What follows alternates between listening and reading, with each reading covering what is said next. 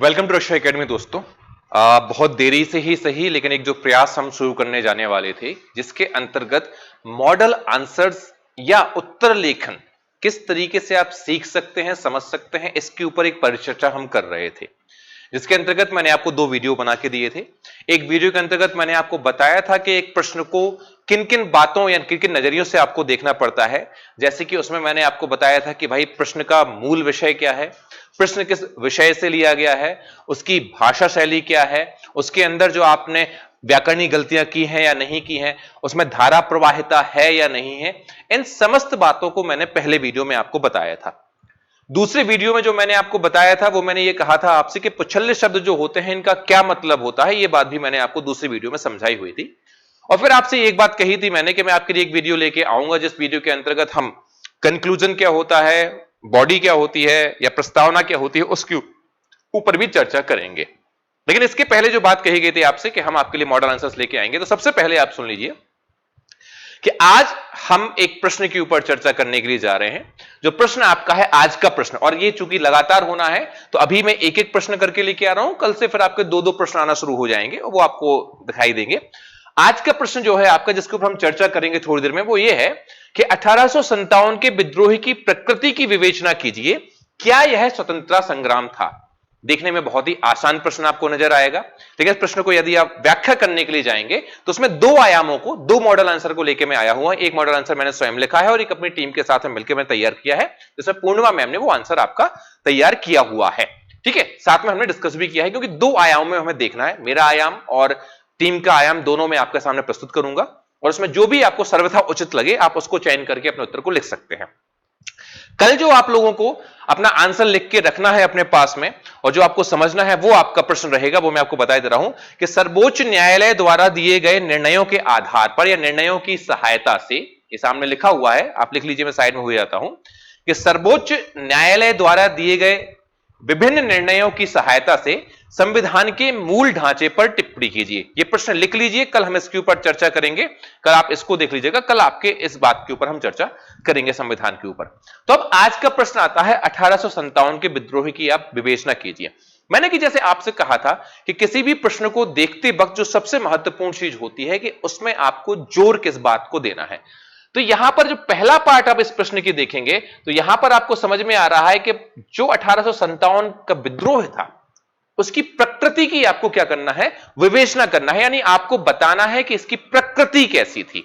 और फिर उस प्रकृति की, क्योंकि ये पीछे आपका एक और क्वेश्चन यहां पे लगा हुआ है, क्या यह स्वतंत्रता संग्राम था। यह प्रश्न आपसे 100 शब्दों में पूछा गया है 2017 में। जब हम 1857 की क्रांति की बात करते हैं तो 1857 की क्रांति को स्पष्ट स्वरूप में स्वतंत्रता संग्राम नहीं कहा गया है। जितने भी लोग हैं उनके नाम में आपको उत्तर में बताऊंगा जिन्होंने क्या कहा है, क्या चीजें हैं। और एक तरफ वीर सावरकर जी ने कहा है कि यह स्वतंत्रता संग्राम था, लेकिन क्या यह स्वतंत्रता संग्राम था, इसकी क्या प्रकृति थी, और जब वर्ड प्रकृति लगा हुआ है तो किस तरीके से आप इस प्रश्न को डील करोगे, उसके बारे में हमें चर्चा करनी है। दूसरी बात, चूंकि यह प्रश्न दो हिस्सों में बटा हुआ है, 100 शब्दों में है, तो 50 शब्दों में लगभग आप प्रकृति की विवेचना करोगे और 50 शब्दों में आप यह कोशिश करोगे कि क्या यह स्वतंत्रता संग्राम था। इस तरीके से आप डिवाइड कर दोगे। 2020 वाले जो इस वीडियो को देख रहे हैं या जो लोग अभी मेंस लिखेंगे 2020 में, मान ली अभी उम्मीद है बट नहीं लिख पाते हैं, 2020 में यदि आप प्रश्न देते हैं तो भी यही प्रश्न आपसे या इसी तरीके का एक प्रश्न आपसे पूछा सकता है, जैसे प्रकृति के ऊपर चर्चा हो सकती है, विवेचना आपसे मांग सकते हैं और आपसे क्वेश्चन मार्क लगा सकते हैं कि ऐसा था या नहीं था। यह आज भी डिबेट का विषय है कि क्या यह था या नहीं था। जितने भी बेसिक आपके जो इतिहासकार हुए उन सभी इतिहासकारों ने इसे स्वतंत्रता संग्राम की संज्ञा नहीं दी है। कारण उसके पीछे यह भी माना जाता है कि जितने भी वह इतिहासकार हुए हैं वह ब्रिटिश कालीन इतिहासकार थे, और जिन्होंने इसकी ज्यादा महिमा मंडन ना हो जाए इस चीज का, इसके लिए उसकी वास्तविक व्याख्या उसको शायद रोका गया। ये विवाद का विषय है, तो आज हम भी विवाद के बीच में ही चलते हैं और क्या यह प्रश्न हो सकता है उसके बारे में हम आपसे चर्चा करते हैं।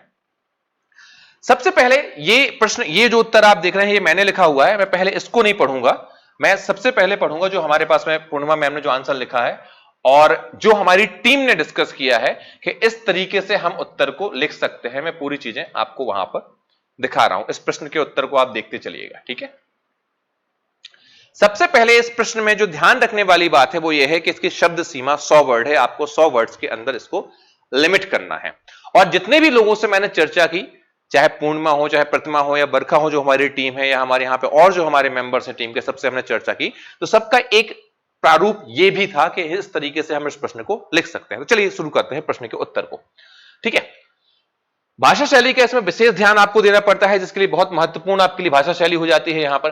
ठीक है, तो यहां पर देखेंगे कि 1857 का महाविद्रोह भारतीय इतिहास की वह गौरवमयी घटना थी जिसने ब्रिटिश साम्राज्य की नींव हिलाकर रख दी। ये इन्होंने अपना इंट्रो दिया है कि आखिर 1857 की क्रांति क्या थी। एक प्रश्न की एक रिक्वायरमेंट होती है जिसमें आप एक इंट्रो दे सकते हैं। तो इंट्रो के साथ में क्या है कि यह एक गौरवमयी भारतीय इतिहास का वह क्षण था जिसने क्या किया, ब्रिटिश साम्राज्य की नींव हिलाकर रख दी। एक पॉइंट यहां पे इन्होंने, सबसे इंपॉर्टेंट चीज जो आप बोलते हैं कि आपको एक उत्तर में इंट्रो होना चाहिए, तो यहां पर इंट्रो देने की कोशिश यहां पर की। इंट्रो के तुरंत बाद आपको मुख्य विषय के ऊपर आना है कि आखिर इसकी प्रकृति क्या थी। तो सेकंड पार्ट में तुरंत ही, क्योंकि आपके पास शब्द 100 है, आप 1857 क्रांति को और ज्यादा यहां पर डिस्क्राइब कर सकते थे, लेकिन चूंकि शब्द सीमा निहित है, इसलिए यहां पर इन्होंने क्या किया, सेकंड स्टेप में सीधे आप क्या है, मुख्य विषय के ऊपर क्या है, इस विद्रोह के आरंभ, विस्तार, जन भागीदारी, वर्ग भागीदारी व उद्देश्य के आधार पर इसकी प्रकृति के संदर्भ में विभिन्न विद्वानों ने भिन्न भिन्न अवधारणाएं प्रस्तुत की हैं, जिन्हें हम दो वर्गों में बांट सकते हैं।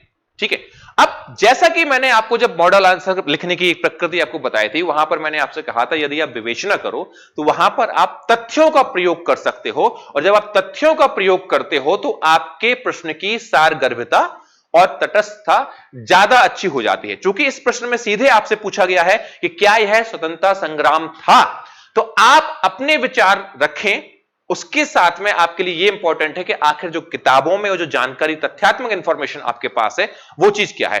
तो इन्होंने सीधे सबसे पहले देखिए आपका इंट्रो 1 से 1.5 लाइन का आपको जो यहां पे है 1.5-2 लाइन का है, फिर तुरंत प्रकृति के ऊपर चर्चा हो रही है, बात को ना घुमाते हुए सीधे चीजें आपकी कहां पर आ गई, प्रकृति। और उस प्रकृति को भी किन किन आधारों पर समझा है वो भी यहां पे स्पष्ट किए गए हैं कि भाई इसका जो आरंभ हुआ था, जो इसका विस्तार हुआ था, इसमें जो जन भागीदारी थी, जो वर्ग भागीदारी थी, या जो इसके उद्देश्य थे, इस सब के आधार पर इसकी प्रकृति के संदर्भ में दो विचार दिए हैं। तो इस उत्तर में लेखिका ने या लेखक ने इस बात का ध्यान रखा है कि जिन आधारों पर हमारे इतिहासकारों ने इसकी प्रकृति को आप लोगों के सम्मुख रखा है, वो आधार आपके क्या थे, इसका आरंभ के किस तरीके से इसकी शुरुआत हुई, ये कितने स्थानों में जाके फैला आपका, इसमें जन भागीदारी थी, वर्ग भागीदारी थी, कितने लोग शामिल हुए, कितने वर्ग शामिल हुए। क्योंकि जो स्वतंत्रता संग्राम होता है, या अगला प्रश्न जो आपका बन सकता है, क्या यह पहला स्वतंत्रता संग्राम था। तो जब आप स्वतंत्रता संग्राम की बात करते हो तो यहां पर व्यापक स्तर पर अगर हो तो वो स्वतंत्रता संग्राम माना जाएगा, लेकिन 1857 क्रांति के बारे में कहा जाता है कि क्षेत्रीय था, जो मैं आपको अगले अपने उत्तर में बताऊंगा वो चीजें क्या है वहां पर। तो इन सब आधारों पर पहले इंट्रोडक्शन, फिर वो आधार, ये देखिए इसको मैंने बोला था कि आपके प्रश्न में एक तारतम्यता होनी चाहिए, एक चीज होनी चाहिए कि आप लगातार उस प्रश्न को पढ़ते जाएं। तो पहले इन्होंने इंट्रो दिया, फिर उस प्रकृति को किस आधार पर समझाएंगी वो इन्होंने बताया। अब इसके बाद अगर हम आगे चले यहां पर देखने के लिए, तो थोड़ा सा आगे हम देखेंगे इसको, जस्ट अ सेकेंड। दो वर्गों में इन्होंने कहा कि हम विभाजित कर सकते हैं। यहां पर देखिए इस प्रश्न में शब्द सीमा बाहर जाएगी, लेकिन देखिएगा अब दो वर्ग, क्योंकि निश्चित तौर पे कहीं ना कहीं हमने किन्हीं ना किन्हीं पुस्तकों के माध्यम से यह जानकारी प्राप्त की है, हमने कहीं किसी कोचिंग में पढ़ा होगा तभी हमें जानकारी प्राप्त की है। तो दो यहां पर चीजें आती हैं। पहली चीज यहां पर क्या आती, प्रथम मत जो इस विद्रोह को स्वतंत्रता संघर्ष के रूप में मानने से नकारता है, द्वितीय मत जो इस विद्रोह को स्वतंत्रता संग्राम का नाम देता है। तो यहां पर उत्तर लिखने वाले की जो एक खासियत है जो इसमें दिखाई देती वो ये है कि उसने प्रश्न पूछा गया उससे क्या यह था या नहीं था, उसने कहा अपने विचारों, कई लोगों की आदत होती है अपने विचार वो रख देते कि ऐसा था ऐसा नहीं था, अपने विचारों के स्थान पर विवेचना, चूंकि यहां पर हेडिंग आपकी दी गई है, तथ्यों का प्रयोग करते हुए, यह एक तरीका है लिखने का, तथ्यों का प्रयोग करते हुए बताया कि एक लोग कहते हैं कि यह था, दूसरे कहते हैं नहीं था। अब कौन कहता है भाई, यहां पे फिर इन्होंने तथ्यों को डाला, क्योंकि जितने तथ्य आप प्रयोग करोगे उतना ज्यादा आपके लिए फायदेमंद रहेगा यहां पर। ठीक है, अब तथ्यों की बात यहां पर हम करते हैं। प्रथम मत के अनुसार यह एक सिपाही विद्रोह था। किसने कहा? जॉन सीले। अब ये लिखने का तरीका होता है कि आप ये भी लिख सकते कि जॉन सीले के अनुसार यह एक सिपाही विद्रोह था, ऐसे लिख सकते थे। इन्होंने सीधा लिखा यह एक सिपाही विद्रोह था, किसके अकॉर्डिंग? जॉन सीले। सभ्यता व पाशविकता के मध्य संघर्ष था, ये टी.आर. होम्स ने कहा है। देखिए दोनों अंग्रेजी हैं। कट्टर धर्माववादियों का ईसाइयत के विरुद्ध युद्ध था, ये एल.ई.आर. ने कहा है। ठीक है, एल.ई.आर. ने कहा है। क्योंकि उस समय तक राष्ट्रीयता तथा राष्ट्रवाद जैसी भावना का उदय नहीं हुआ था, इसलिए इसे स्वतंत्रता संग्राम नहीं कहा जा सकता। उत्तर में शब्दों की कमी रखनी है, इसलिए ज्यादा डिटेल में देखे हुए तीनों जो मत आपके, चार मत जो आपके आए हैं, जो इसके विरोध में आए थे, जॉन सीले का, ठीक है, टी.आर. होम्स का। और ये लिखने का तरीका ये होता है कि आप चीज लिखो और ज्यादा शब्दों का बचाओ, ब्रैकेट में लिख दो, चीजें समझ में आ जाएंगी। ठीक है, और इसमें क्या है, इन्होंने एक बात और क्या कही, इन सबने आधार क्या बनाया कि उस समय राष्ट्रीयता या राष्ट्रवाद जैसी कोई आपकी एक संकल्पना का उदय ही नहीं हुआ था, इसलिए यह क्या था, स्वतंत्रता संग्राम नहीं था। लेकिन अगर हम दूसरी जगह पे बात करें कि दूसरा मत आपका क्या बोल रहा है, तो हमें उसको भी क्या है समझना इंपॉर्टेंट हो जाता है कि हम दूसरे मत को भी एक बार समझें, क्योंकि अगर हम दूसरे मत को नहीं समझेंगे तो कहीं ना कहीं क्या हो जाता है, हम पक्षपाती हो जाएंगे। ठीक है,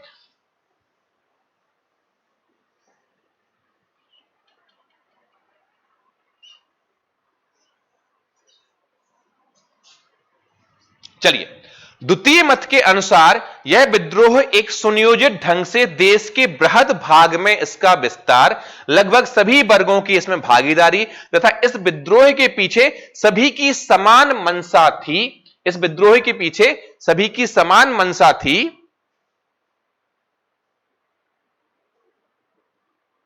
विदेशियों को देश से बाहर निकालना आदि। इसको भारत का स्वतंत्रता संग्राम कहने को पर्याप्त आधार देते हैं। इन्होंने क्या कहा, चूंकि ये लगभग बहुत ज्यादा हिस्सों में फैला हुआ था, सभी की समान मंशा थी कि अंग्रेजों को यहां से बाहर निकालना था। ठीक है, और ये जो आधार हैं, ये आधार इतना कहने के लिए काफी हैं कि भाई ये स्वतंत्रता संग्राम था। ठीक है, इस मत का प्रबल समर्थक बी.डी. सावरकर ने किसका दिया? बी.डी. सावरकर ने इसका क्या दिया? समर्थन दिया। तो फिर हम यदि प्रश्न को देखें, पहले प्रश्न का इंट्रो आया, फिर उसकी बॉडी आई, बॉडी में दो पक्ष बताए गए। एक पक्ष में किसने क्या कहा है, उसका आधार क्या था, किस आधार पे कहा, किसने कहा, वो बताया गया। दूसरे पार्ट में फिर आधार क्या था और किसने कहा, ये बात आपकी बताएगी। और अब यदि हम इसको आगे चलें लेके, ये आपका कंक्लूजन यहां पर आ जाता है। ठीक है, ये आपका कंक्लूजन यहां पे नहीं लिख दिया है कि इस प्रकार यद्यपि उस समय तक राष्ट्रवाद का विकास नहीं हुआ था, लेकिन 1857 के विद्रोह ने साम्राज्यवादी विरोधी भावनाओं का बीजारोपण किया। ब्रिटिश शासन के प्रति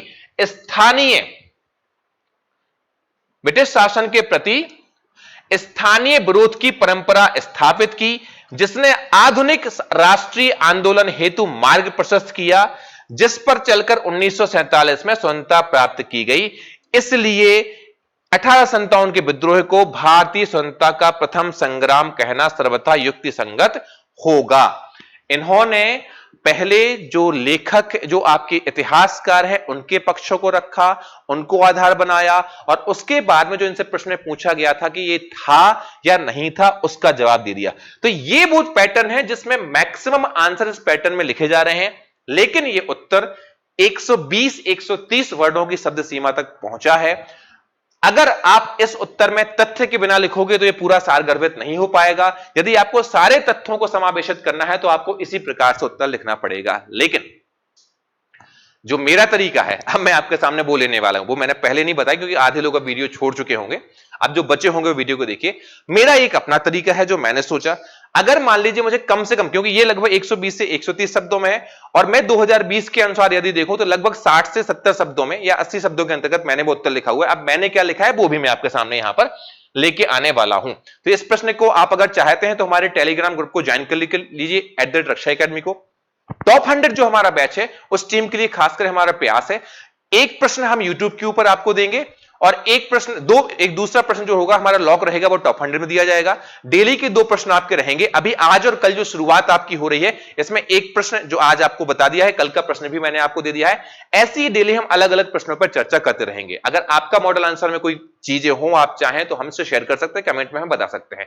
तो इस प्रश्न के अंतर्गत हमने पूरा एक देखा फॉर्मेट, इंट्रोडक्शन, बॉडी, कंक्लूजन, तीनों चीजें दी थी। अब हम लोग चलते हैं उस चीज के ऊपर जो हमें उत्तर लिखना है, जो मैंने उत्तर लिखा है। तो फिर से आप प्रश्न को पढ़ लीजिए। 1857 के विद्रोह की प्रकृति की विवेचना कीजिए। क्या यह स्वतंत्रता संग्राम था? 50 वर्डों में प्रकृति और 50 वर्डों में आपका क्या है? स्वतंत्रता संग्राम। बीच में मैं आपको बता दूं, टॉप 100 जो मैं आपको बार बार नाम ले रहा हूं वो हमारा एक मिशन है जिसमें हम अपने लोगों को अपने साथ में जोड़ते हैं। एक मिशन जिसके अंतर्गत 3500 की फीस में 2019 का लगभग पूरा कोर्स आपको दिया गया। जो नहीं है वो अपडेट आपका किया जा रहा है। 60% के आसपास आपको नोट्स हैंड रिटन उपलब्ध उसमें कराए गए हैं। एक हमारा टेलीग्राम ग्रुप है उसके साथ में, जो एक क्लोज ग्रुप है जिसमें हर 5 दिन बाद एक आपकी टेस्ट सीरीज चलती है और कॉपीज पे आपको रिव्यू भी दिया जाता है। आप एक दूसरी कॉपी भी देख सकते हैं। सबसे महत्वपूर्ण चीज वहां पर क्या है कि आप एक दूसरी कॉपी देख के अपने आंसर को चेक कर सकते हो। उसमें लगभग 580 के आसपास लोग अभी हमारे साथ में लगे हुए हैं और उन्हीं सबकी प्रेरणा से ये मैं सीरीज आपके सामने लेके आया हूं। तो आप भी अगर इसका हिस्सा बनना चाहते हैं तो अभी ओपन है। आप रक्षा एकेडमी का एप्लीकेशन डाउनलोड करें और वहां पर आप सारी जानकारी आपको प्राप्त हो जाएगी। चलिए मैं फिर बताता हूं। 50 वर्ड में इसकी प्रकृति के बारे में चर्चा करना और 50 वर्ड में हमें क्या करना है, ये था या नहीं था, हमें उसके ऊपर चर्चा करनी है। अब जो मैंने लिखा है मैं आपके सामने वो प्रश्न लेके आता हूं, ठीक है। चलिए इसको मैं ऐसे देखो, जस्ट एक सेकंड लीजिए आप मुझे।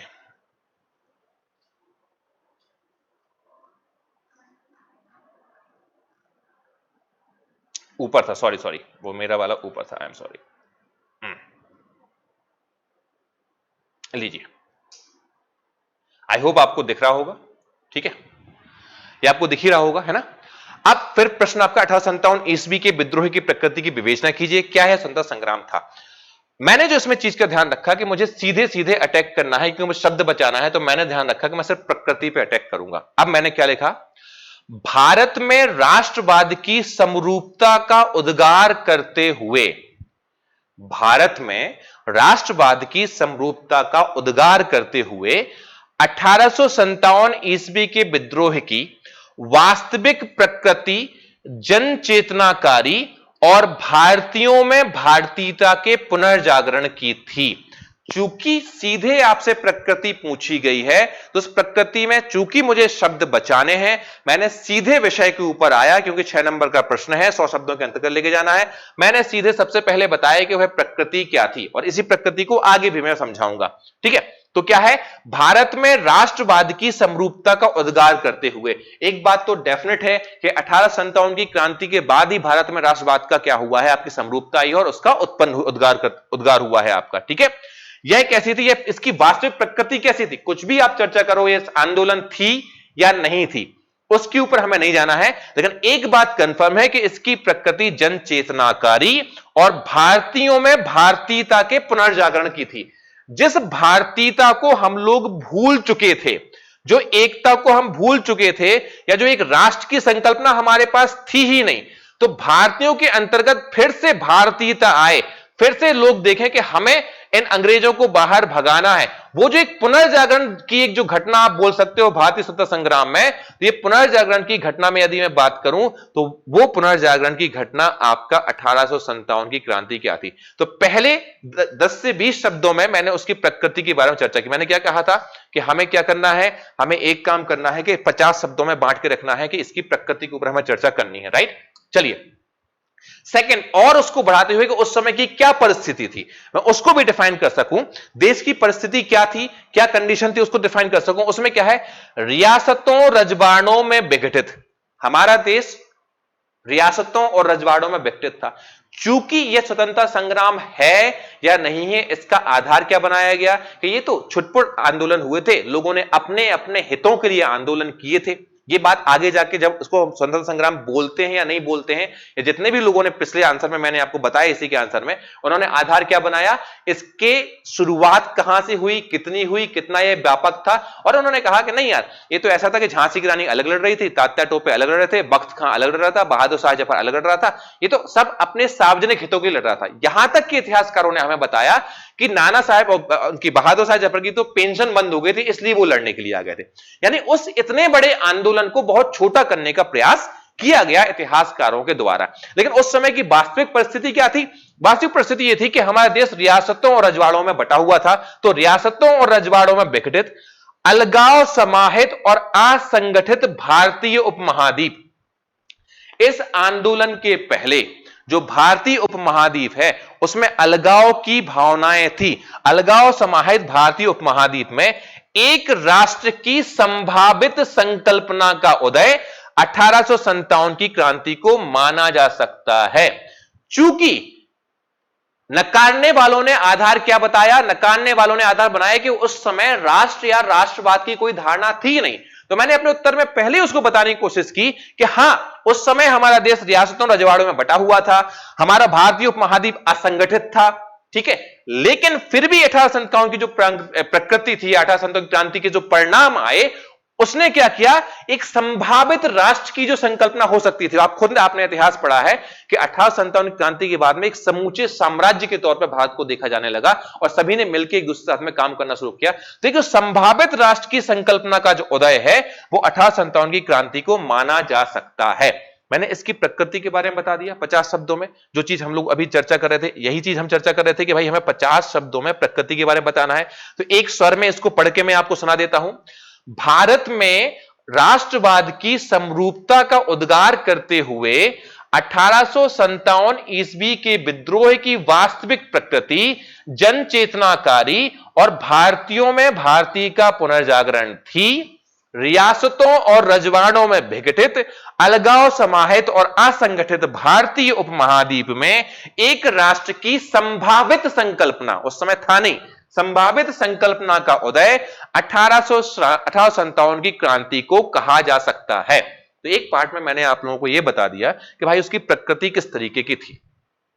अब दूसरे पार्ट में जो मुझे बताना है वो ये है कि भाई ये स्वतंत्रता संग्राम था या नहीं था, और चूंकि शब्दों की मुझे सीमा का भी ध्यान रखना है तो ये 2 पैराग्राफ में ही आपकी ये शब्द सीमा यहां पे क्लियर हो जाएगी। जस्ट एक सेकंड।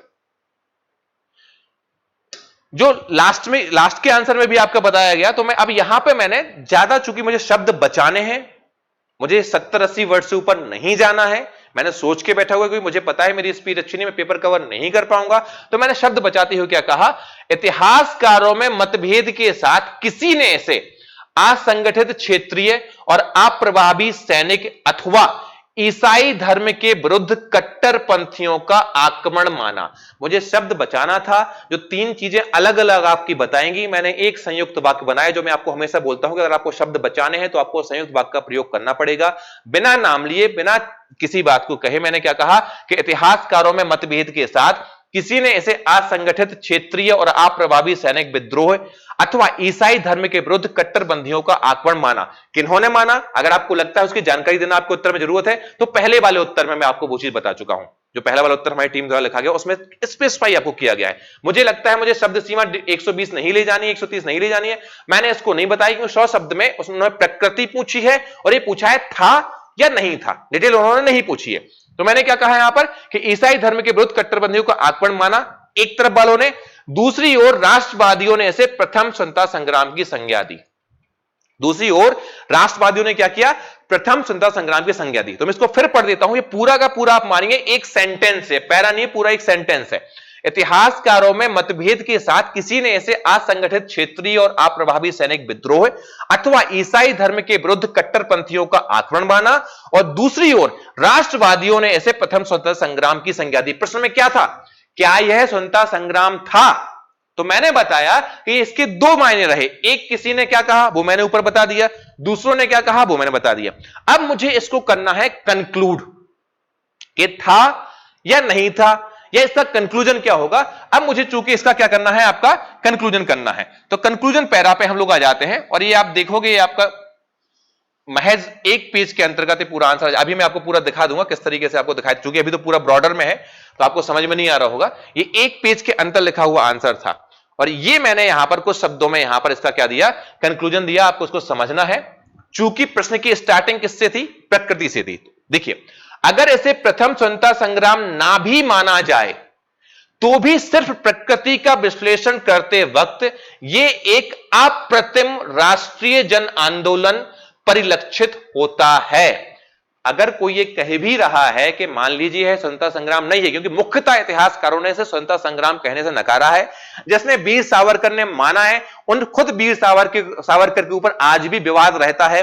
कई लोग पक्ष विपक्ष वाले एक उन्हें मानते हैं, दूसरे उन्हें नहीं मानते हैं। तो इसलिए अगर ये भी मान लें, चलो मान लिया कि इतिहासकारों ने कहा ये नहीं बता, तो भी इसका कंक्लूजन क्या है, अगर इसे प्रथम स्वतंत्रता संग्राम ना भी माना जाए तो भी सिर्फ प्रकृति का विश्लेषण, क्योंकि प्रश्न में क्या था, प्रकृति। यह ध्यान रखना है कि जो प्रश्न की मूल विषय है यदि आप उसे बार बार लाओगे तो मुझे लगता है इंप्रेशन ज्यादा अच्छा पड़ेगा। प्रकृति का विश्लेषण करते वक्त यह एक अप्रतिम राष्ट्रीय जन आंदोलन परिलक्षित होता है, जिसमें धर्म, पंथ, क्षेत्रीयता और औपनिवेशिक गुलामी के भय को चीरता यह संग्राम तात्कालीन भारत में, उस समय जो भारत था, तात्कालीन भारत में स्वाभिमान और स्वराज्य की भावना समाहित राष्ट्रवादी सूरज का उदय था। मेरा मन कह रहा था यह स्वतंत्रता संग्राम था, किताबों में मैंने पढ़ा है कि स्वतंत्रता संग्राम नहीं था। अब मुझे कंक्लूजन में अपने विचार देने थे तो मैंने कहा चलिए मान लेते हैं स्वतंत्रता संग्राम नहीं था, फिर भी भारत में जो राष्ट्रवादी सूरज का उदय था वो आपका 1857 का संग्राम था। अब देखिए साइज आपको मैं यहां पर दिखा दूं। यहां पे यदि हम साइज की बात करें, यहां पर जस्ट एक सेकंड, मैं इस प्रश्न पे जाऊं। अब देखिए ऐसे आपको दिखाई देगा, उस समय छोटा नहीं कर सकता था मैं। ये देखिए पूरा का पूरा उत्तर, ये आपका रहा पेज आपके सामने, अगर आपको दिख रहा है ये पूरा का पूरा उत्तर आप देखोगे तो यहां पे मैंने प्रश्न भी लिखा है, नीचे भी 2 लाइन छूटी हुई है और 70 शब्दों के अंतर्गत पूरा प्रश्न मैंने यहां पे लिख दिया। ये प्रश्न को और अगर आपको पढ़ना है तो @रक्षा एकेडमी जो हमारा टेलीग्राम चैनल है उस पर आपको मिल जाएगा।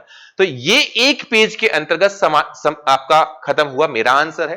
साथ में जो मैक्सिमम लोगों का आंसर रहा है, जिसपे हमारी टीम ने कहा कि नहीं सर इन चीजों का हमें ध्यान रखना पड़ेगा, उसमें देखिए एक पेज आपका ए और उस एक पेज के साथ में आधा पेज के लगभग यहां पर है, तो ये लगभग 1.5 पेज के आसपास आपका गया है। ये दोनों के दोनों जो आपके प्रश्न हैं, ये दोनों के दोनों उत्तर मैं आपको अपने टेलीग्राम चैनल पर शेयर कर दूंगा, आप उसको पढ़ लीजिए। क्या आप इस आंसर राइटिंग सीरीज से संतुष्ट हैं? आपको लगता है कि आपको कोई और विचार चाहिए? मैं फिर कह रहा हूं, जब तक आपको यह नहीं पता है कि मूल विषय क्या है, चर्चा किसके ऊपर करनी है, तब तक आप उसे शब्दों में नहीं बांध सकते हैं। आपको कौन सा आंसर अच्छा लगा आप कमेंट में जरूर बताएं। इसको आप जरूर हमारे टेलीग्राम चैनल पे जाके देखें, इस आंसर को डाउनलोड करें, इसकी प्रकृति को समझने की कोशिश करें। अगर कोई कमियां नजर आती हैं तो हमें जरूर बताएं। टॉप 100 का बैच जरूर ज्वाइन करें, वहां से आपको बहुत सारे फायदे होने वाले हैं। कल से टॉप 100 में 2 आंसर आएंगे, एक आंसर आपका यूट्यूब पे रहेगा और 2 आंसर आपके वहां पर रहेंगे। जो 20 प्रश्न ऑलरेडी आपको, जिनको जानना है कौन से प्रश्न सॉल्व करने वाले हैं, ऑलरेडी हम अपने टेलीग्राम ग्रुप में वो 20 प्रश्न आपको शेयर कर चुके हैं @रक्षा एकेडमी के ऊपर। आप उन प्रश्नों को देखिए। ये सभी वो प्रश्न हैं जिनको शब्दों के अंदर समाना थोड़ा सा मुश्किल होता है। पहला प्रयास था, हो सकता है कुछ कमियां हो। आपको कैसा लगा जरूर बताइएगा। अपना ध्यान रखिए। कल फिर मिलते हैं रात में 10 बजे के आसपास अगले प्रश्न के साथ में। और प्रश्न आपका क्या रहेगा, सर्वोच्च न्यायालय के विभिन्न निर्णयों के माध्यम से सहायता से समझाइए संविधान के मूल ढांचे को। तो ये प्रश्न आप जरूर करके रखें। इसमें मेरा क्या विचार रहेगा कल मैं पूरे इसके ऊपर चर्चा करूंगा। अपना ध्यान रखें, कमेंट जरूर करें, शेयर जरूर करें, सब्सक्राइब जरूर करें। जय हिंद, जय भारत।